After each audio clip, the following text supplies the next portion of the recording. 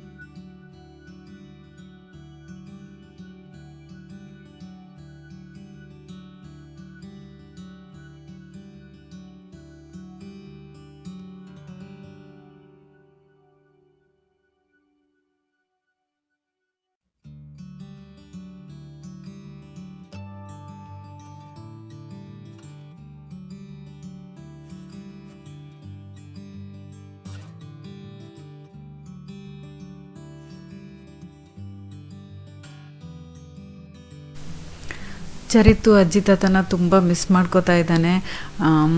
ನನಗೂ ತುಂಬ ಬೇಜಾರಾಗ್ತಿತ್ತು. ನ್ಯೂ ಇಯರ್ಗೆ ಎಲ್ಲರೂ ಸೇರಿ ಸೆಲೆಬ್ರೇಟ್ ಮಾಡಿದರೆ ಚೆನ್ನಾಗಿರೋದು. ಬಟ್ ಅದೇ ಟೈಮ್ಗೆ ಅತ್ತೆ ಮಾವನೂ ಇಲ್ಲ, ಅಮ್ಮ ಅಪ್ಪನೂ ಇಲ್ಲ. ನಾವು ಇಷ್ಟೇ ಜನ ಉಳ್ಕೊಂಡ್ಬಿಟ್ವಿ.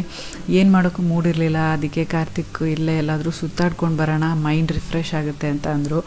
ಸೊ ಲಾಂಗ್ ಡ್ರೈವ್ ಹೋಗಿದ್ವಿ. ಚರಿತು ಕೂಡ ಎಂಜಾಯ್ ಮಾಡ್ದೆ. ಅಲ್ಲಿ ಹೋಗಿ ನಾವು ಲಂಚ್ ಮಾಡ್ಕೊಂಡು ಬಂದ್ವಿ. So simple new year celebration ನಮ್ಮದು. ನಿಮ್ಮ ನ್ಯೂ ಇಯರ್ ಸೆಲೆಬ್ರೇಷನ್ ಹೇಗಿತ್ತು? ತುಂಬ ಗ್ರ್ಯಾಂಡಾಗಿ ಆಯಿತಾ? 12 ಏನು ಮಾಡಿದ್ರಿ ಅಂತ ನನಗೆ ಕಮೆಂಟ್ಸಲ್ಲಿ ತಿಳಿಸಿ. ನಾವು 12 ಜಸ್ಟ್ ಎಲ್ರಿಗೂ ಕಾಲ್ ಮಾಡಿ ವಿಶ್ ಮಾಡಿದ್ವಿ ಅಷ್ಟೇ. ಕೇಕ್ ಎಲ್ಲ ಕಟ್ ಮಾಡಲಿಲ್ಲ. May be next year Charit ಕೂಡ ದೊಡ್ಡವನಾಗಿರ್ತಾನೆ. ಸೊ ಅವನ ಜೊತೆಗೆ ಸ್ವಲ್ಪ ಗ್ರ್ಯಾಂಡಾಗಿ ಸೆಲೆಬ್ರೇಟ್ ಮಾಡೋಕ್ಕೆ ಟ್ರೈ ಮಾಡೋಣ.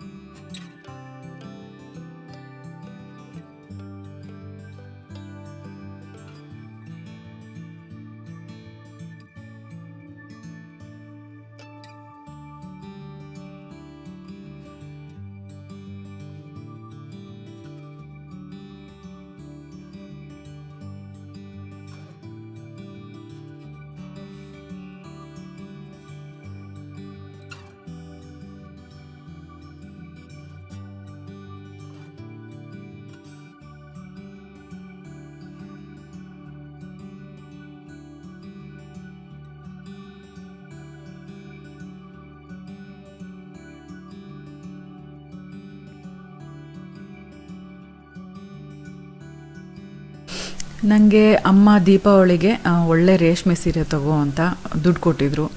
ನನಗೆ ರೇಷ್ಮೆ ಸೀರೆಗಳು ಯಾವುದೂ ಯೂಸ್ ಆಗ್ತಾಯಿಲ್ಲ, ಯಾಕಂದರೆ ನಿಮ್ಗೆ ಗೊತ್ತಿರೋಗೆ ಯಾವುದೂ ಫಂಕ್ಷನ್ಸ್ ಅಟೆಂಡ್ ಮಾಡೋವಾಗಿಲ್ಲ. ಸ್ಪೆಷಲಿ ಮಗು ಇದ್ದ ಕೊರೋನಾದಲ್ಲಿ ತುಂಬಾ ರಿಸ್ಕಿ. ಇಷ್ಟು ವರ್ಷದಿಂದ ಎಲ್ಲ ರೇಷ್ಮೆ ಸೀರೆಗಳು ಹಾಗೇ ಬೀರೋಲಿ ಕೂತಿದೆ. ಇನ್ನೂ ಹೊಸ ಸೀರೆ ತೊಗೊಂಡು ಅದನ್ನು ಬೀರೋಲಿ ಇಡೋಕ್ಕೆ ಇಷ್ಟ ಇರಲಿಲ್ಲ. ಯೂಸ್ಫುಲ್ ಏನಾದರೂ ತೊಗೊಳ್ಳೋಣ ಅದೇ ದುಡ್ಡಲ್ಲಿ ಅಂತ ಅಮ್ಮಂಗೆ ಹೇಳಿದಾಗ ಆಯಿತು, ಏನು ಯೂಸ್ ಆಗುತ್ತೋ ಅದು ತೊಗೊಂಡ್ರು. ಆವಾಗ ನಾನು ಈ ಉಷಾ ಫುಡ್ ಪ್ರಾಸೆಸರ್ನ ತೊಗೊಂಡೆ. ಇದು ಸ್ಪಾನ್ಸರ್ಡ್ ವಿಡಿಯೋ ಅಲ್ಲ, ನಾನೇ ದುಡ್ಡು ಕೊಟ್ಟು ತೊಗೊಂಡಿದ್ದು. ಇದರಲ್ಲಿ ಚಪಾತಿ ಹಿಟ್ಟು ಕಲಿಸೋದು, ತರಕಾರಿ ತುರಿಯೋದು, ಹೆಚ್ಚೋದು, ಈರುಳ್ಳಿ ಹೆಚ್ಚೋದು ಎಲ್ಲನೂ ಮಾಡ್ಬೋದು. ತುಂಬಾ ಕನ್ವೀನಿಯೆಂಟು, ತುಂಬ ಫಾಸ್ಟಾಗಿ ಆಗುತ್ತೆ, ತುಂಬ ಈಸಿಯಾಗುತ್ತೆ.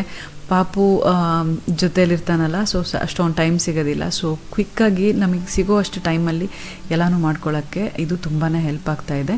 ಇದರಲ್ಲಿ ನಾನು ಮೆಂತೆ ಚಪಾತಿ, ಪ್ಲೇನ್ ಚಪಾತಿ ಕೂಡ ಮಾಡ್ಬೋದು, ಬಟ್ ನಾನು ಯೂಶ್ವಲಿ ಏನಾದರೂ ತರಕಾರಿ ಅಥವಾ ಸೊಪ್ಪು ಹಾಕ್ತೀನಿ, ಹೆಲ್ದಿ ವರ್ಷನ್ ಆಗಿರಲಿ ಅಂತ. ಸೊ ಇದಕ್ಕೆ ಬೀಟ್ರೂಟ್ ತುರಿ ಹಾಕಿದ್ದೀನಿ. ಆನ್ ಮಾಡಿಬಿಟ್ಟು ಮೇಲಿಂದ ನಾನು ಎಷ್ಟು ಬೇಕೋ ಅಷ್ಟು ನೀರನ್ನ ಹಾಕ್ತಾಯಿದ್ದೀನಿ. ಮೇಲೆ ಒಂದು ಗ್ಯಾಪ್ ಕೊಟ್ಟಿರ್ತಾರೆ ಅದರಿಂದ. ಸೊ ಅದು ನೀಟಾಗಿ ಹಿಟ್ಟು ಚೆನ್ನಾಗಿ ಕಲಿಸ್ಕೊಳ್ಳುತ್ತೆ. ಇದರಲ್ಲಿ ಚಟ್ನಿ ಕೂಡ ಮಾಡ್ಬೋದು, ಹಾಗೆಯೇ ಹಮ್ಮಸ್ಸು, ಮೇಯೋನೀಸು ಇದನ್ನೆಲ್ಲ ಮಾಡೋಕ್ಕೆ ತುಂಬಾ ಯೂಸ್ ಆಗುತ್ತೆ. ಎಗ್ ಬೀಟ್ ಮಾಡ್ಬೋದು ಆಮ್ಲೆಟ್ಗೆ, ಹಾಗೆಯೇ ಸಣ್ಣದಾಗಿ ಆದದ್ದು ತರಕಾರಿ ಫ್ರೈಡ್ ರೈಸಿಗೆಲ್ಲ ಹೆಚ್ಚೋದು ಕೂಡ ತುಂಬಾ ಸುಲಭ. ತುಂಬ ಅಂದರೆ ತುಂಬಾ ಫಂಕ್ಷನಾಲಿಟೀಸ್ ಇದೆ ಇದರಲ್ಲಿ. ನಾನು ಇದರಲ್ಲಿ ಮೇನ್ಲಿ ಯೂಸ್ ಮಾಡೋದು ಅಂದರೆ ಈರುಳ್ಳಿ ಹೆಚ್ಕೊಳ್ಳೋದು ಫಾಸ್ಟಾಗಿ ಆಗುತ್ತೆ, ಹಾಗೆ ಸಣ್ಣದಾಗಿ ತರಕಾರಿ ಹೆಚ್ಕೊಳ್ಳೋದು, ಮತ್ತು ಚಪಾತಿ ಹಿಟ್ಟು ಕಲಿಸೋದು ತುಂಬ ಅಂದರೆ ತುಂಬಾ ಡೈಲಿ ಬೇಸಿಸಲ್ಲಿ ಯೂಸ್ ಆಗುತ್ತೆ. ಕೊನೆಯದಾಗಿ ನಾನು ಇದರಲ್ಲಿ ಒಂದು ಸ್ಪೂನಷ್ಟು ವುಡ್ ಪ್ರೆಸ್ಡ್ ಅಥವಾ ಕೋಲ್ಡ್ ಪ್ರೆಸ್ಡ್ ಗ್ರೌಂಡ್ನಟ್ ಆಯಿಲ್ನ ಹಾಕ್ತಾಯಿದ್ದೀನಿ. ಇದರಿಂದ ಸಾಫ್ಟಾಗಿ ಆಗುತ್ತೆ ಚಪಾತಿ. ಇದಕ್ಕೂ ಕೂಡ ಫ್ರೂಟ್ ಪ್ರೊಸೆಸರ್ಗೂ ಕೂಡ ಒಂಚೂರು ಅಂಟ್ಕೊಳ್ಳೋದಿಲ್ಲ, ನೀಟಾಗಿ ಎಲ್ಲ ಕಲಿಸ್ಕೊಂಡ್ಬಿಡುತ್ತೆ. ನೋಡಿದ್ರಲ್ಲ, ಒಂಚೂರು ಕೈ ಗಲೀಜಾಗ್ದಲೇ ಎಷ್ಟು ಫಾಸ್ಟಾಗಿ, ಎಷ್ಟು ಕ್ವಿಕ್ಕಾಗಿ. ನಾನು ಇದನ್ನು ಸ್ಪೀಡಪ್ ಕೂಡ ಮಾಡಿಲ್ಲ, ಎಷ್ಟು ಫಾಸ್ಟಾಗಿ ಆಗ್ತಾಯಿದೆ ನೀವು ನೋಡ್ತಿರ್ಬೋದು. ಎಸ್ಪೆಷಲಿ ನನ್ನ ಕೈ ಆರ್ಥ್ರೈಟಿಸ್ ಪ್ರಾಬ್ಲಮ್ ಇರೋದ್ರಿಂದ ಚಪಾತಿ ಕಲಿಸೋದು ಕಷ್ಟ ಆಗ್ತಿತ್ತು. ಇದು ಬಂದಮೇಲಿಂದ ಅಂತೂ ಚಪಾತಿ ಮಾಡೋದು ಒಂಚೂರು ಕಷ್ಟ ಆಗ್ತಾಯಿಲ್ಲ. ನಿಮಗೂ ಈ ಥರ ಏನಾದರೂ ಕ್ವಿಕ್ಕಾಗಿ ಆಗೋ ಐಟಮ್ ಏನಾದರೂ ಬೇಕು ಅಂದರೆ ಇದನ್ನು ಟ್ರೈ ಮಾಡಿ ನೋಡ್ಬೋದು. ನೀವು ಆನ್ಲೈನಲ್ಲಿ ರಿಸರ್ಚ್ ಮಾಡಿ ನೋಡಿ, ಇದರಲ್ಲಿ ಎಷ್ಟೊಂದು ಫಂಕ್ಷನಾಲಿಟೀಸ್ ಇದೆ, ಅದೆಲ್ಲ ನಿಮ್ಗೆ ಯೂಸ್ ಆಗುತ್ತಾ ಇಲ್ವಾ ಅಂತ ಲಿಂಕ್ನ ನಾನು ಡಿಸ್ಕ್ರಿಪ್ಷನ್ ಬಾಕ್ಸಲ್ಲಿ ಹಾಕಿರ್ತೀನಿ. ಸೊ ಇದು ಚಪಾತಿ ಹಿಟ್ಟು ಕಲಿಸಿದಾದ್ಮೇಲೆ ನಾನು ಪಲ್ಯ ಮಾಡ್ತಾಯಿದ್ದೀನಿ. ಬಹಳಷ್ಟು ಜನ ನೀವು ಡೈಲಿ ವ್ಲಾಗ್ ಮಾಡಿ ಅಂತ ಹೇಳ್ತಿರ್ತೀರ. ಡೈಲಿ ವ್ಲಾಗ್ ಮಾಡಿ ಎಡಿಟ್ ಮಾಡಿ ಹಾಕೋಕ್ಕೆ ಟೈಮ್ ಅಷ್ಟು ಸಾಕಾಗೋದಿಲ್ಲ, ಪಾಪು ಇರೋದ್ರಿಂದ. ನಡೀತಾನೆ ಬೇರೆ, ಅವ್ನು ಹಿಂದಿಂದನೇ ಓಡಾಡ್ತಾ ಇರಬೇಕು. ಅವ್ನು ಮಲಗಿದ್ದಾಗ ಎಷ್ಟು ಟೈಮ್ ಸಿಗುತ್ತೋ ಅಷ್ಟರಲ್ಲಿ ಮನೆ ಕೆಲಸಗಳೆಲ್ಲ ಮಾಡ್ಕೊಬಿಡ್ತೀನಿ. ಈಗ ಆದಷ್ಟು ಟೈಮ್ ಸ್ಕ್ವೀಸ್ ಇನ್ ಮಾಡಿ ನಾನು ಜಾಸ್ತಿ ವಿಡಿಯೋಸ್ ಹಾಕೋಕ್ಕೆ ಟ್ರೈ ಮಾಡ್ತಾಯಿದ್ದೀನಿ. ಡೈಲಿ ವ್ಲಾಗ್ ಮಾಡೋದಕ್ಕೂ ಕೂಡ ಏನು ಸ್ಪೆಷಲ್ ಇರೋದಿಲ್ಲ. ಎವ್ರಿ ಡೇ ನಮ್ಮ ರುಟೀನ್ ಸೇಮ್ ಆಗಿರುತ್ತೆ. ಆದ್ರೂ ನಿಮಗೆ ಅದೇ ಸೇಮ್ ರುಟೀನ್ ನೋಡೋಕ್ಕೆ ಇಷ್ಟ ಇದ್ದರೆ ಕಮೆಂಟ್ಸಲ್ಲಿ ತಿಳಿಸಿ. ಡೈಲಿ ಅದೇ ರುಟೀನ್ ಆದರೂ ಪರವಾಗಿಲ್ಲ, ನಾವು ನೋಡ್ತೀವಿ ಅಂತ ಆದರೆ ನಾನು ಬೇಕಾದರೆ ಡೈಲಿ ರುಟೀನ್ನ ಆದಷ್ಟು ಜಾಸ್ತಿ ಶೇರ್ ಮಾಡ್ತಾ ಹೋಗ್ತೀನಿ. ಅದ್ರ ಜೊತೆಗೆ ಏನಾದರೂ ಒಂದು ಡಿಫ್ರೆಂಟಾಗಿ ಮಾಡೋಣ ಅಂತ ಕೂಡ ಕಾನ್ಸೆಪ್ಟ್ ಅಂದ್ಕೊಂಡಿದ್ದೀನಿ. ಏನಾದರೂ ಮೋಟಿವೇಶ್ನಲ್ ಆಗಿ, ಇನ್ಸ್ಪಿರೇಷನಲ್ ಆಗಿ ಯಾವುದಾದ್ರೂ ಐಡಿಯಾಸ್, ಇನ್ಫಾರ್ಮೇಷನ್ ಕೊಡ್ತಾ ಡೈಲಿ ರುಟೀನ್ ಮಾಡೋಣ ಅಂತ. ಈಗ ನಾನು ಮಾಡ್ತಿರೋ ರೆಸಿಪಿ, ಹಾಗೆಯೇ ಬಹಳಷ್ಟು ದಿನ ನಾನು ಮಾಡೋ ರೆಸಿಪೀಸ್ನ ನಾನು ಆಲ್ರೆಡಿ ಶೇರ್ ಮಾಡಿರ್ತೀನಿ ಯಾವುದಾದ್ರೂ ಒಂದು ವ್ಲಾಗಲ್ಲಿ. ಹೊಸ ರೆಸಿಪೀಸ್ನ ಟ್ರೈ ಮಾಡೋಕ್ಕೂ ಕೂಡ ಈಗ ಆಗೋದಿಲ್ಲ, ನಾನು ರಿಸ್ಕ್ ತೊಗೊಳಕ್ಕೆ ಹೋಗೋದಿಲ್ಲ. ಹೊಸ ರೆಸಿಪೀಸ್ ಎಲ್ಲ ನೋಡ್ತಾ ಮಾಡೋಕ್ಕೆ ಟೈಮ್ ಜಾಸ್ತಿ ಆಗುತ್ತೆ. ನನಗೆ ಕ್ವಿಕ್ಕಾಗಿ ಯಾವುದಾಗುತ್ತೋ ಅದನ್ನೇ ಮಾಡಿಬಿಡ್ತೀನಿ ಪಾಪು ಇರೋದ್ರಿಂದ. ಈ ಪಲ್ಯ ಎಲ್ಲ ಭಾಳ ಕ್ವಿಕ್ಕಾಗಿ ಆಗೋ ಅಂಥದ್ದು, ಆದ್ದರಿಂದ ಫಾಸ್ಟಾಗಿ ಬೇಗ ಮಾಡಿಟ್ಬಿಡ್ತೀನಿ. ಬೆಳಗ್ಗೆ ಪಾಪು ಎದ್ದೇಳೋದ್ರೊಳಗೆ ಬೆಳಗ್ಗೆ ಮಧ್ಯಾಹ್ನಕ್ಕೆ ಎಲ್ಲ ಆಗೋ ಥರ ಮಾಡಿಟ್ಬಿಡ್ತೀನಿ ನಾನು. ಪಾಪು ಎದ್ಮೇಲೆ ಏನೂ ಕೆಲಸ ಮಾಡೋಕ್ಕಾಗೋದಿಲ್ಲ, ಅವ್ನು ಹಿಂದೆನೇ ಇರಬೇಕು.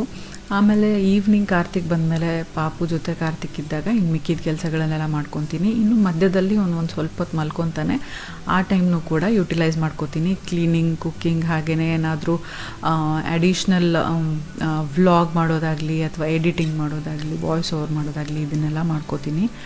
ಈ ರೀತಿ ಇದೆ ರುಟೀನು. ಡೀಟೇಲಾಗಿ ಬೆಳಗ್ಗೆಯಿಂದ ರಾತ್ರಿವರೆಗೂ ನಮ್ಮ ರುಟೀನ್ ಹೇಗಿರುತ್ತೆ ಅಂತ ಎಲ್ಲ ತಿಳ್ಕೊಬೇಕು ಅಂದರೆ ಹೇಳಿ, ನಾನು ಅದನ್ನು ಕೂಡ ಒಂದು ವ್ಲಾಗಲ್ಲಿ ಮಾಡ್ತೀನಿ. ಬೆಳಗ್ಗೆಯಿಂದ ರಾತ್ರಿವರೆಗೂ ಏನೇನೆಲ್ಲ ಆಗುತ್ತೆ ನಮ್ಮ ಮನೆಯಲ್ಲಿ ಅಂತ. ನಾವು ಈ ಆಲೂಗಡ್ಡೆ ಬದನೆಕಾಯಿ ಪಲ್ಯ ಮಾಡಿದಾಗೆಲ್ಲ ಬದನೆಕಾಯಿ ಮತ್ತು ಆಲೂಗಡ್ಡೆನ ಸ್ವಲ್ಪ ದೊಡ್ಡದಾಗಿ ಹೆಚ್ಚ್ತೀವಿ. ಯಾಕಂದರೆ ಒಂದೊಂದು ಬೈಟಿಗೆ ಒಂದೊಂದು ಆಲೂಗಡ್ಡೆ ತಿನ್ನೋಕ್ಕೆ ಚೆನ್ನಾಗಿರುತ್ತೆ. ಚಂಕ್ ದೊಡ್ಡದಾಗಿದ್ದರೆ ಚೆನ್ನಾಗಿರುತ್ತೆ. ಸಣ್ಣದಾಗಿ ಕಟ್ ಮಾಡಿದ್ರೆ ಎಲ್ಲ ಕರ್ಗೋಗ್ಬಿಡುತ್ತೆ ಫ್ರೈ ಆದಾಗ. ಅದಕ್ಕೋಸ್ಕರ ನೀವು ನೆಕ್ಸ್ಟ್ ಟೈಮ್ ಈ ರೀತಿ ಉದ್ದುದ್ದ ತೆಳ್ಳಗೆ ಉದ್ದುದ್ದವಾಗಿ ದೊಡ್ಡದಾಗಿ ಕಟ್ ಮಾಡಿ ಟ್ರೈ ಮಾಡಿ. ಈ ಪಲ್ಯ ತುಂಬ ಚೆನ್ನಾಗಾಗುತ್ತೆ. ಇದಕ್ಕೆ ನಾನು ರೆಸಿಪಿ ಶೇರ್ ಮಾಡಿದ್ದೀನಿ, ಬಟ್ ಸ್ಟಿಲ್ ಹಾಗೆ ನಾನು ಫಾಸ್ಟಾಗಿ ಹೇಳ್ಬಿಡ್ತೀನಿ. ಇದಕ್ಕೆ ಎಣ್ಣೆಗೆ ಒಗ್ಗರಣೆಗೆ ನಾನು ಸಾಸಿವೆ, ಜೀರಿಗೆ, ಹಿಂಗು, ಕರಿಬೇವಿನ ಸೊಪ್ಪು, ಹಸಿಮೆಣಸಿನ್ಕಾಯಿ, ಖಾರದ ಪುಡಿ 2 ಮಿಕ್ಸ್ ಕೂಡ ಮಾಡ್ಬೋದು, 2 ಸಪ್ರೇಟ್ ಹಾಕಿ ಕೂಡ ಮಾಡ್ಬೋದು, ನಿಮ್ಗೆ ಯಾವ್ದು ಇಷ್ಟನೋ ಅದು. ಅದಾದಮೇಲೆ ಈರುಳ್ಳಿನ ಫ್ರೈ ಮಾಡಿಬಿಟ್ಟು ಮತ್ತು ಉಪ್ಪು, ಅರಿಶಿನದ ಪುಡಿ, ಪೊಟೆಟೊ ಮತ್ತು ಬ್ರಿಂಜಲ್ನ ಹಾಕಿ ಚೆನ್ನಾಗಿ ಫ್ರೈ ಮಾಡಿದ್ದೀನಿ. ಇಲ್ಲಿವರೆಗೂ ಇಷ್ಟು ಮಾಡಿದ್ದೀನಿ. ಈಗ ನಾನು ಸೈಡಲ್ಲಿ ಪಾಪುಗೆ ರೆಡಿ ಮಾಡ್ತಿದ್ದೀನಿ. ಪಾಪುಗೆ ನಾವು ಏನು ತಿಂತಿರ್ತೀವೋ ಅದೇ ತರಕಾರಿನ ಯೂಸ್ ಮಾಡ್ತೀನಿ. ನಾನು ಬ್ರೌನ್ ರೈಸ್ ಯೂಸ್ ಮಾಡ್ತೀನಿ ಅವನಿಗೆ, ಅನ್ಪಾಲಿಶ್ಡ್ ರೈಸು. ಅನ್ಪಾಲಿಶ್ಡ್ ರೈಸ್ ಅವನಿಗೆ ತುಂಬಾ ಡೈಜೆಷನ್ನಿಗೆ ಹೆಲ್ಪ್ ಮಾಡುತ್ತೆ. ಫೈಬರ್ ರಿಚ್ ಇರೋದ್ರಿಂದ ಮೋಷನ್ ಪ್ರಾಬ್ಲಮ್ ಏನಿದ್ರು ಯಾವುದೇ ರೀತಿಯಿಂದ ತೊಂದರೆ ಆಗೋದಿಲ್ಲ, ಚೆನ್ನಾಗಿ ಮೋಷನ್ ಆಗುತ್ತೆ ಎವ್ರಿ ಡೇ. ಹಾಗೆ ಇದಕ್ಕೆ ನಾನು ಸ್ವಲ್ಪ ಈರುಳ್ಳಿ, ಟೊಮ್ಯಾಟೊ, ಬೆಳ್ಳುಳ್ಳಿ ಮತ್ತು ಸ್ವಲ್ಪ ಖಾರದ ಪುಡಿ, ಸ್ವಲ್ಪ ಜೀರಿಗೆ ಪುಡಿ, ಸ್ವಲ್ಪ ಪೆಪ್ಪರ್ ಪುಡಿ, ಉಪ್ಪು ಇದನ್ನೆಲ್ಲ ಹಾಕಿ ಕೂಗ್ಸೋಕ್ಕೆ ಇಟ್ಟಿದ್ದೀನಿ ಕುಕ್ಕರಲ್ಲಿ. ಈಗ ನಾನು ಮುಚ್ಚಿ ಇಟ್ಟಿದ್ದೆ ಈ ಕಡೆ ಪಲ್ಯನ. ಇದು ಚೆನ್ನಾಗೆ ಒಂದು 50-60% ಕುಕ್ ಆಗಿದೆ. ಈಗ ನಾನು ಇದಕ್ಕೆ ಖಾರದ ಪುಡಿ, ಸಾಂಬಾರು ಪುಡಿ ಇದನ್ನೆಲ್ಲ ಹಾಕ್ತೀನಿ. ಫೈನಲಿ ಗಾರ್ನಿಷಿಂಗಿಗೆ ಒಣಕೊಬ್ಬರಿ ಹಾಕ್ತಾಯಿದ್ದೀನಿ. ಇದಕ್ಕೆ ಫ್ರೆಶ್ ಕೊಕೊನಟ್ ಹಾಕಿದ್ರೆ ತುಂಬ ಚೆನ್ನಾಗಿರುತ್ತೆ, ಬಟ್ ಅಟ್ ಪ್ರೆಸೆಂಟ್ ಮನೇಲಿ ತುಂಬಾ ಒಣಕೊಬ್ಬರಿ ಇತ್ತು. ಒಣಕೊಬ್ಬರಿ ಹೆಲ್ತಿಗೂ ಕೂಡ ಒಳ್ಳೆಯದು. ಸೊ ಅದನ್ನು ಹಾಕಿ ಟ್ರೈ ಮಾಡೋಣ ಅಂತ ಮಾಡಿದ್ದೆ ಫಸ್ಟ್ ಟೈಮು, ಬಟ್ ತುಂಬಾ ಚೆನ್ನಾಗಾಗಿತ್ತು. ಕೊತ್ತಂಬರಿ ಸೊಪ್ಪು ಜಾಸ್ತಿ ಹಾಕಿ ಗಾರ್ನಿಷ್ ಮಾಡಿದ್ರೆ ಚೆನ್ನಾಗಾಗುತ್ತೆ. ಇದಕ್ಕೆ ಟೊಮ್ಯಾಟೊ ಕೂಡ ಹಾಕಿದ್ದೀನಿ. ಟೊಮ್ಯಾಟೊಯಿಂದ ಬಿಟ್ಕೊಳ್ಳೋ ಜ್ಯೂಸಲ್ಲೇ ಇದು ಚೆನ್ನಾಗಿ ಕುಕ್ ಆಗುತ್ತೆ. ಇದಕ್ಕೆ ನಾವು ಯಾವುದೇ ರೀತಿಯಾದ ಅಡಿಷ್ನಲ್ ನೀರು ಹಾಕೋದು ಬೇಡ. ಈ ಪಲ್ಯ ನಾನು ಅತ್ತೆಯಿಂದ ಕಲ್ತಿದ್ದು, ತುಂಬ ಚೆನ್ನಾಗಾಗುತ್ತೆ. ಕಾರ್ತಿಕ್ ಅಂತೂ ವಾರಕ್ಕೆ ಒಂದ್ಸಲ ಇದನ್ನು ಮಾಡಿಸ್ತಿರ್ತಾರೆ. ಫ್ರೆಶ್ ಬದನೆಕಾಯಿ ಸಿಕ್ಕಾಗೆಲ್ಲ ತೊಗೊಂಡು ಬಂದುಬಿಡ್ತಾರೆ ಈ ಪಲ್ಯ ಮಾಡೋಣ ಅಂತ. ಹಾಗೆಯೇ ನಾನು ಉತ್ತರ ಕರ್ನಾಟಕ ಸ್ಟೈಲಲ್ಲಿ ಬದನೆಕಾಯಿ ಎಣ್ಗಾಯಿ ಮಾಡೋದು ಕೂಡ ಕಾರ್ತಿಕಿಗೆ ತುಂಬ ಇಷ್ಟ. ಅದೂ ನಾನು ಒಂದ್ಸಲ ಶೇರ್ ಮಾಡಿದ್ದೀನಿ, ಬಟ್ ಬಹಳಷ್ಟು ಜನ ನ್ಯೂ ಸಬ್ಸ್ಕ್ರೈಬರ್ಸ್ ಜಾಯ್ನ್ ಆಗಿದ್ದೀರಾ, ಅವ್ರಿಗೆ ಆ ರೆಸಿಪಿ ಬೇಕಾಗ್ಬೋದು ಅಂತ ಅನಿಸ್ತು. ಮೊನ್ನೆ ನಾನು ಮಾಡಿದಾಗ ನೆನಪಾಯಿತು. ಸೊ ನೆಕ್ಸ್ಟ್ ಟೈಮ್ ಮತ್ತೆ ಬದನೆಕಾಯಿ ಎಣ್ಗಾಯಿ ಮಾಡಿದಾಗ ಆ ರೆಸಿಪಿ ಶೇರ್ ಮಾಡ್ತೀನಿ. ತುಂಬ ಈಸಿ, ಒಂಚೂರು ಮಸಾಲೆ ಪದಾರ್ಥ ಯೂಸ್ ಮಾಡ್ದಲೇ ಬೇಗ ಕ್ವಿಕ್ಕಾಗಿ ಆಗೋಗುತ್ತೆ. ಟ್ರೈ ಮಾಡ್ಬೋದು ನೀವು. ನೆಕ್ಸ್ಟ್ ಟೈಮ್ ಮಾಡಿದಾಗ ಡೆಫಿನೆಟ್ಲಿ ರೆಸಿಪಿ ಶೇರ್ ಮಾಡ್ತೀನಿ. ಸಾಧ್ಯ ಆದರೆ ಆಲ್ರೆಡಿ ನಾನು ಶೇರ್ ಮಾಡಿದರೆ ಆ ವಿಡಿಯೋ ಲಿಂಕ್ನ ಹುಡುಕಿ ನಾನು ಡಿಸ್ಕ್ರಿಪ್ಷನ್ ಬಾಕ್ಸಲ್ಲಿ ಹಾಕಿರ್ತೀನಿ. ನೋಡ್ತಿರ್ಬೋದು ನೀವು, ಇದೇ ಸ್ಟೀಮಲ್ಲಿ ಎಷ್ಟು ನೀರು ಜನ್ರೇಟ್ ಆಗಿದೆ, ಎಷ್ಟು ಚೆನ್ನಾಗೆಲ್ಲನೂ ಕುಕ್ ಆಗಿದೆ. ತುಂಬ ಸಾಫ್ಟಾಗಿ ಎಲ್ಲ ಮಷಿ ಆಗೋವರೆಗೂ ಕುಕ್ ಮಾಡೋದಿಲ್ಲ. ಇದನ್ನು ಒಂದು 90-95% ಕುಕ್ ಆಗಿದ್ರೆ ಸಾಕು. ತುಂಬ ಇನ್ನೂ ಬಹಳಷ್ಟು ಜನ ಹೇಳ್ತಿದ್ರಿ ವುಡನ್ ಚಾಪರ್ನ ಯೂಸ್ ಮಾಡಿ, ಪ್ಲಾಸ್ಟಿಕ್ ಚಾಪರ್ ಯೂಸ್ ಮಾಡಬೇಡಿ ಅಂತ. ನಾನು ವುಡನ್ ಚಾಪರ್ ತೊಗೊಂಡು ಪ್ಲಾಸ್ಟಿಕ್ ಚಾಪರ್ನ ಎತ್ತಿಟ್ಬಿಟ್ಟಿದ್ದೆ, ಬಟ್ ನನಗೆ ವುಡನ್ ಚಾಪಿಂಗ್ ಬೋರ್ಡ್ ಎತ್ತಕ್ಕೆ ಆಗೋದಿಲ್ಲ. ತುಂಬಾ ಹೆವಿ, ನನ್ನ ಕೈ ಆರ್ಥ್ರೈಟಿಸ್ ಪ್ರಾಬ್ಲಮ್ ಇರೋದ್ರಿಂದ ಹೆವಿ. ಜಸ್ಟ್ ವುಡನ್ ಬೋರ್ಡ್ ಎತ್ಬೋದು, ಬಟ್ ಅದ್ರ ಮೇಲೆ ತರಕಾರಿ ಕಟ್ ಮಾಡಿದ್ದಾಗ ತರಕಾರಿ ಸಮೇತ ಎತ್ತಕ್ಕೆ ಹೋದರೆ ಆಗೋದೇ ಇಲ್ಲ, ತುಂಬ ಕೈ ಪೇನ್ ಆಗ್ತಿತ್ತು. ಸೊ ವಾಪಸ್ ಪ್ಲಾಸ್ಟಿಕ್ದೇ ತಕ್ಕೊಂಡಿದ್ದೀನಿ. ಯಾವುದಾದ್ರೂ light weight wooden chopping board ಸಿಗೋವರೆಗೂ ಸದ್ಯಕ್ಕಿದೆ ಯೂಸ್ ಮಾಡೋಣ ಅಂತ, ಅಥವಾ ಬೇರೆ ಯಾವುದಾದ್ರೂ ಹೆಲ್ದಿ ಆಲ್ಟರ್ನೇಟಿವ್ ಸಿಗ್ಬೋದೇನೋ ಅಂತ ಅಂದ್ಕೊಂಡಿದ್ದೀನಿ. ಸಿಲಿಕಾನ್ದು ಕೂಡ ಸಿಗುತ್ತೆ ಅಂತ ಅಂದ್ಕೊಂಡಿದ್ದೀನಿ. ಯಾರಾದರೂ ನೀವು ಸಿಲಿಕಾನ್ ಚಾಪಿಂಗ್ ಬೋರ್ಡ್ ಯೂಸ್ ಮಾಡ್ತಾಯಿದ್ರೆ ನಿಮ್ಮ ಎಕ್ಸ್ಪೀರಿಯನ್ಸ್ ಹೇಳಿ. ಯೂಸ್ ಮಾಡೋದು ಈಸಿನಾ, ಎತ್ತಕ್ಕೆಲ್ಲ ಈಸಿನಾ, ಅಥವಾ ಹೆಲ್ದಿಗೂ ಕೂಡ ಒಳ್ಳೆ ಆಪ್ಷನ್ನ ಅಂತ. ಈಗ ನಾನು ಬೀಟ್ರೂಟ್ ಚಪಾತಿ ಮಾಡ್ತಿದ್ದೀನಿ. ಬೀಟ್ರೂಟ್ ಚಪಾತಿ, ಕ್ಯಾರೆಟ್ ಚಪಾತಿ, ಪಾಲಕ್ ಚಪಾತಿ, ಮೆಂತ್ಯ ಚಪಾತಿ ಇದು ಮಾಡೋದ್ರಿಂದ ಏನು ಯೂಸು ಅಂದರೆ, ನಾವು 1 ಕಪ್ ಗೋಧಿ ಹಿಟ್ಟಿಗೆ 1 ಕಪ್ ಬೀಟ್ರೂಟ್ ತುರಿನ ಹಾಕಿ ನಾವು ಚಪಾತಿ ಹಿಟ್ಟು ಕಲಿಸಿದ್ದೀವಿ ಅಂತ ಅಂದರೆ, ನಾವು 2 ಚಪಾತಿ ರೆಗ್ಯುಲರಾಗಿ ತಿಂತಾಯಿದ್ರೆ, ಬೀಟ್ರೂಟ್ ಚಪಾತಿ 2 ತಿಂದರೆ ನಾವು 1 ಚಪಾತಿ ತಿಂದಂಗೆ ಲೆಕ್ಕ ಆಗುತ್ತೆ. ಯಾಕಂದರೆ ಬೀಟ್ರೂಟ್ ಕ್ವಾಂಟಿಟಿ ಅಷ್ಟು ತಿಂದಿರ್ತೀವಿ ನಾವು, ಅರ್ಧದಷ್ಟು ಬೀಟ್ರೂಟ್ ತಿಂದಿರ್ತೀವಿ, ಅರ್ಧದಷ್ಟು ಹಿಟ್ಟು ತಿಂದಿರ್ತೀವಿ. ಸೊ ಕಾರ್ಬೋಹೈಡ್ರೇಟ್ ಕನ್ಸಂಪ್ಷನ್ ಕಡಿಮೆ ಆಗುತ್ತೆ. ಇದರಿಂದ ವೆಯ್ಟ್ ಲಾಸ್ ಕೂಡ ಆಗುತ್ತೆ. ಹೆಲ್ತಿಗೆ ಬೀಟ್ರೂಟ್ ತುಂಬ ಒಳ್ಳೆಯದು. ಸೊ ತರಕಾರಿ ಕೂಡ ಹೋದಂಗೆ ಆಗುತ್ತೆ ಹೊಟ್ಟೆ ಒಳಗೆ. ಎಸ್ಪೆಷಲಿ ಮಕ್ಕಳು ವೆಜಿಟೇಬಲ್ಸ್ ಎಲ್ಲ ತಿನ್ನಲ್ಲ ಅಂತಿದ್ರೆ ಅವ್ರಿಗೆ ಈ ಥರ ಮಾಡಿಕೊಡಿ. ಕಲರ್ಫುಲ್ಲಾಗಿರೋದ್ರಿಂದ ಡಿಫ್ರೆಂಟ್ ಎಕ್ಸ್ಪೀರಿಯೆನ್ಸು, ಡೆಫಿನೆಟ್ಲಿ ತಿಂತಾರೆ. ಬೀಟ್ರೂಟ್ ಟೇಸ್ಟ್ ಒಂಚೂರು ಬರೋದಿಲ್ಲ ಇದರಲ್ಲಿ. ನನಗೆ ಪರ್ಸ್ನಲಿ ಬೀಟ್ರೂಟ್ ಅಷ್ಟು ಇಷ್ಟ ಆಗೋದಿಲ್ಲ, ಬಟ್ ಚಪಾತಿ ಒಳಗೆ ಗೊತ್ತೇ ಆಗ್ದಲೇ ತಿಂದ್ಬಿಡ್ತೀನಿ. ಸೊ ಹೇಗಾದರೂ ಮಾಡಿ ಹೆಲ್ದಿ ತರಕಾರಿ ಒಳಗೆ ಹೋದಂಗೆ ಆಗುತ್ತೆ. ಈ ಥರ ನೀವು ಯಾವ ತರಕಾರಿ ಇಷ್ಟ ಇಲ್ವೋ ಆ ತರಕಾರಿನ ರುಬ್ಬಿಬಿಟ್ಟು ಚಪಾತಿ ಹಿಟ್ಟೊಳಗೆ ಹಾಕಿ ಚಪಾತಿ ಮಾಡೋದ್ರಿಂದ ನಾವು ಹೆಲ್ದಿ ವೆಜಿಟೇಬಲ್ಸ್ನ ಇಂಡೈರೆಕ್ಟಾಗಿ ಕನ್ಸ್ಯೂಮ್ ಮಾಡ್ಬೋದು. ಇದು ಒಂದು ಚಿಕ್ಕ ಟಿಪ್ ಅಂತಲೇ ಹೇಳ್ಬೋದು.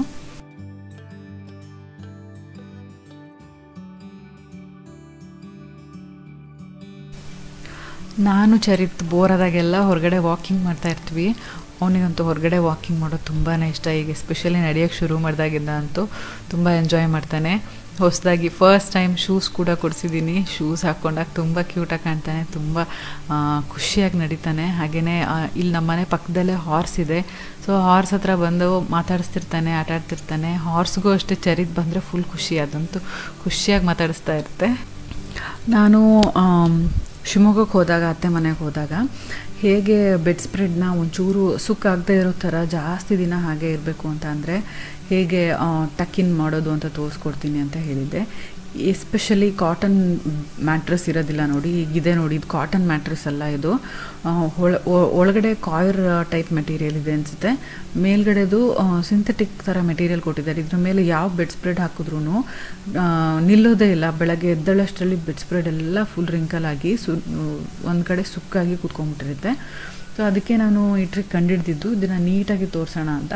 ಈಗ ಹಾಕ್ತಿರೋದು ನಾನು ಕ್ವಿಕ್ ಡ್ರೈ ಶೀಟು. ಇದು ಪಾಪು ಆಟಾಡ್ತಿರ್ತಿದ್ದಾಗ ಏನಾದರೂ ಇದೆಲ್ಲ ಯೂರಿನ್ ಪಾಸ್ ಎಲ್ಲ ಮಾಡಿದ್ರೆ ಇದ್ರ ಮೇಲೆ ಎಲ್ಲ ಚೆನ್ನಾಗಿ ಹೀರ್ಕೊಳ್ಳುತ್ತೆ. ಬೆಡ್ ಹೀರ್ಕೊಳ್ಳೋದಿಲ್ಲ, ಬೆಡ್ ವಾಸನೆ ಬರೋದಿಲ್ಲ. ಮಾಯ್ಸ್ಟ್ ಆದರೆ ಮೌಲ್ಡೆಲ್ಲ ಆಗೋ ಚಾನ್ಸಸ್ ಇರುತ್ತೆ. ಸೊ ಮಾಯ್ಸ್ಟ್ ಆಗದಲ್ಲೇ ಡ್ರೈ ಆಗಿಡುತ್ತೆ. ಅದಕ್ಕೋಸ್ಕರ ಈ ಶೀಟ್ ಹಾಸಿದ್ದೀನಿ ಅಷ್ಟೇ.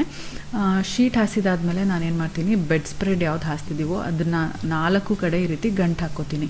ನಿಮಗೆ ಎಷ್ಟು ದೊಡ್ಡ ಗಂಟು ಹಾಕ್ಕೋಬೇಕು, ಎಷ್ಟು ಗ್ಯಾಪ್ ಬಿಡಬೇಕು ಅನ್ನೋದನ್ನೆಲ್ಲ ನೀವು ನಿಮ್ಮ ಬೆಡ್ ಸೈಜ್ ನೋಡಿ ಮಾಡ್ಕೋಬೋದು. ಇದು queen size bed, queen size bed spread ಕೂಡ ಹೌದು. ಸೊ ಅದಕ್ಕೆ ನಾನು ಚಿಕ್ಕ ಗಂಟು ಹಾಕ್ತಾಯಿದ್ದೀನಿ, ಟೈಟಾಗಿ ಕೂರುತ್ತೆ. ನೀವು ಫಸ್ಟ್ ಟೈಮ್ ಹಾಕುವಾಗ ನೋಡಿಕೊಂಡು ನೆಕ್ಸ್ಟ್ ಟೈಮ್ಗೆ ನಿಮಗೆ ಐಡಿಯಾ ಬರುತ್ತೆ ಎಷ್ಟು ಟೈಟ್ ಹಾಕಬೇಕು, ಎಷ್ಟು ಲೂಸ್ ಹಾಕಬೇಕು ಅಂತ. ಟ್ರಯಲ್ ಆ್ಯಂಡ್ ಎರರ್ ಮಾಡಿಕೊಂಡು ನೀವು ಅಡ್ಜಸ್ಟ್ ಮಾಡ್ಕೋಬೋದು. ಈಗ ನಾನು 4 ಕಾರ್ನರಲ್ಲೂ ಈ ಗಂಟನ್ನು ಸಿಗಿಸ್ತಾ ಇದ್ದೀನಿ. ಹಾಗೆಯೇ ಸೈಡ್ಸಲ್ಲೂ ಕೂಡ ಕ್ಲೀನಾಗಿ ಟಕಿನ್ ಮಾಡ್ತಾಯಿದ್ದೀನಿ. ನೀವು ನೋಡ್ಬೋದು ಫೈನಲಿ ಎಷ್ಟು ನೀಟಾಗಿ ಕಾಣುತ್ತೆ ಅಂತ. ಒಂದು ವಾರ ನಾನು ವಾರಕ್ಕೆ ಒಂದ್ಸಲ ಬೆಡ್ ಸ್ಪ್ರೆಡ್ ಚೇಂಜ್ ಮಾಡ್ತಿರ್ತೀನಿ. ಸೊ ಒಂದು ವಾರ ಆದರೂ ಬೆಡ್ಶೀಟ್ ಹೀಗೇ ಇರುತ್ತೆ, ಒಂಚೂರು ಸುಕ್ಕಾಗೋದಿಲ್ಲ. ಯಾಕಂದರೆ ಪಾಪು ಆಟಾಡ್ತಿರ್ತಾನಲ್ಲ, ಬೇಗ ಸುಕ್ಕಾಗ್ತಿರ್ತಿತ್ತು. ಸೊ ಈ ಟ್ರಿಕ್ ಯೂಸ್ ಮಾಡೋಕ್ಕೆ ಶುರು ಮಾಡಿದಾಗಿಂದ ತುಂಬ ಕನ್ವೀನಿಯೆಂಟ್ ಅನಿಸ್ತಾ ಇದೆ. ಸೊ ನಿಮ್ಮಲ್ಲಿ ಬಹಳಷ್ಟು ಜನ ಈ ಪ್ರಾಬ್ಲಮ್ನ ಫೇಸ್ ಮಾಡ್ತಿರ್ತೀರೇನೋ, ಅದಕ್ಕೆ ನಿಮಗೂ ಯೂಸ್ ಆಗ್ಬೋದು ಅಂತ ಸ್ವಲ್ಪ ಡೀಟೇಲಾಗಿ ತೋರಿಸಿದ್ದೀನಿ ಅಷ್ಟೇ. ಈ ವ್ಲಾಗ್ ಹೇಗನ್ನಿಸ್ತು, ನಿಮ್ಗೆಲ್ರಿಗೂ ಇಷ್ಟ ಆಯಿತಾ? ಇಷ್ಟ ಆಗಿದರೆ ಲೈಕ್ ಮಾಡಿ, ಹಾಗೆ ನಿಮ್ಮ ಫ್ರೆಂಡ್ಸ್ ಆ್ಯಂಡ್ ಫ್ಯಾಮಿಲಿ ಕೂಡ ಶೇರ್ ಮಾಡಿ. ನೀವಿನ್ನೂ ನಮ್ಮ ಚಾನಲ್ನ ಸಬ್ಸ್ಕ್ರೈಬ್ ಮಾಡದೆ ನೋಡ್ತಾ ಇದ್ದರೆ ಸಬ್ಸ್ಕ್ರೈಬ್ ಮಾಡಿ, ಪಕ್ಕದಲ್ಲಿರೋ ಬೆಲ್ ಐಕನ್ನ ಕ್ಲಿಕ್ ಮಾಡೋದ್ರಿಂದ ನನ್ನ ಎಲ್ಲ ವಿಡಿಯೋ ನೋಟಿಫಿಕೇಷನ್ ನಿಮ್ಮ ಮೊಬೈಲ್ಗೆ ತಕ್ಷಣ ಸಿಗುತ್ತೆ ಅಂತ ಹೇಳ್ತಾ ಈ ವ್ಲಾಗ್ನ ನಾನು ಇಲ್ಲಿಗೆ ಮುಗಿಸ್ತಾ ಇದ್ದೀನಿ. See you all in my next vlog. Next ವ್ಲಾಗಲ್ಲಿ ಇನ್ನಷ್ಟು ಇನ್ಫಾರ್ಮೇಷನ್, ಟಿಪ್ಸ್ ಏನಾದರೂ ಶೇರ್ ಮಾಡ್ತಾ ಇರ್ತೀನಿ. So till then take care, ಬಾಯ್.